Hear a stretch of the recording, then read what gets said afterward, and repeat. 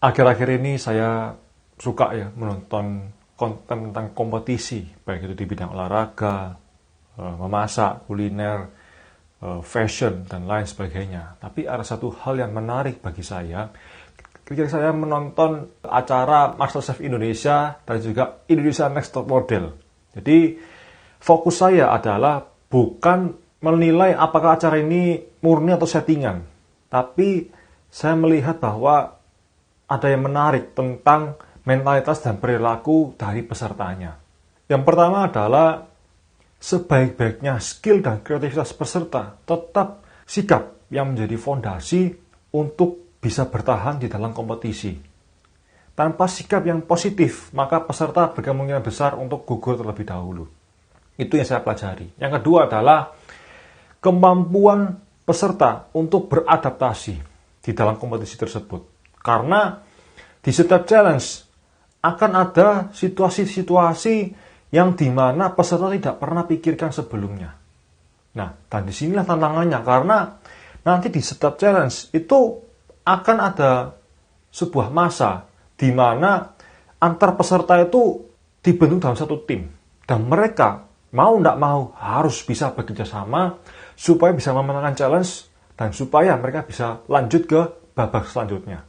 Dilematisnya adalah antar peserta ini harus bersaing untuk bisa menjadikan juara di dalam kompetisi tersebut, tapi di sisi lain mereka akan ada satu masa di mana mereka dibentuk dalam satu tim dan mereka harus bisa memenangkan challenge tersebut. Dan lalu bagaimana seorang peserta itu bisa menghadapi kondisi yang bertolak belakang tapi tetap fokus untuk menjadi juara di dalam kompetisi tersebut? Yang pertama adalah kita harus bisa mempelajari karakter lawan. Jadi disinilah pentingnya kita punya kemampuan berrelasi yang baik terhadap sesama peserta, supaya kita bisa mempelajari karakter, ya, kelebihan dan kekurangan dari peserta yang lain. Nah, lalu bagaimana kalau misalkan peserta itu tidak berrelasi dengan sesama peserta dan fokus saja untuk berkompetisi? Yang ada adalah peserta yang lain akan menganggap bahwa si orang ini berbeda, si orang ini dominan, gitu ya. Dan peserta yang lain itu secara berkonsep dia akan bekerja sama.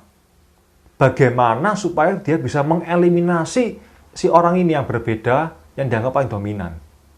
Nah, jadi disinilah penting untuk bisa berbaur dengan peserta yang lain.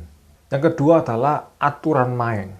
Ya, jadi kita untuk bisa memenangkan sebuah kompetisi, tentu saja kita harus paham ya aturan main di dalam kompetisi tersebut.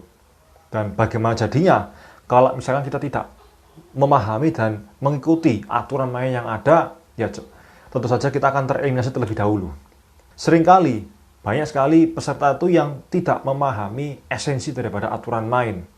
Ya, dia hanya memahami dari sisi teknisnya saja, tapi dia lupa untuk mempelajari aturan main secara non-teknis, yaitu bagaimana suasana, terus juga interaksi sosial di dalam kompetisi tersebut seperti apa. Ini yang tidak banyak orang sadari bahwa ini juga penting untuk dipelajari.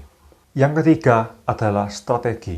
Masih ingat Lord Adi MasterChef Indonesia season ke-8 yang dimana dia di awal dianggap remeh oleh peserta yang lain karena dia seakan-akan dia tidak jago masak. Lord Adi bercerita bahwa dia bermain aman sampai 10 besar, barulah pada saat itu dia akan menunjukkan taringnya, menunjukkan skill dan kreativitasnya, sehingga dia bisa memenangkan challenge 5 kali berturut-turut. Dan itu semua perlu persiapan dan keyakinan yang positif untuk bisa memenangkan kompetisi tersebut. Dan semua yang saya ceritakan dari awal sampai saat ini itu tidak hanya berlaku di dalam setiap kompetisi, melainkan juga di dalam kehidupan. Berlaku serupa seperti itu, karena kompetisi adalah bagian dari kehidupan. Jadi untuk kita bisa menjadi pemenang dalam kehidupan, yang pertama adalah kita harus tahu aturan main yang berlaku di setiap masa. Karena setiap masa itu aturan mainnya beda-beda. Dan sayangnya aturan main ini tidak pernah diajarkan oleh pihak akademis di sekolah, di kampus, tidak pernah. Jadi kita harus belajar sendiri di dalam kehidupan itu. Dan juga kita perlu strategi.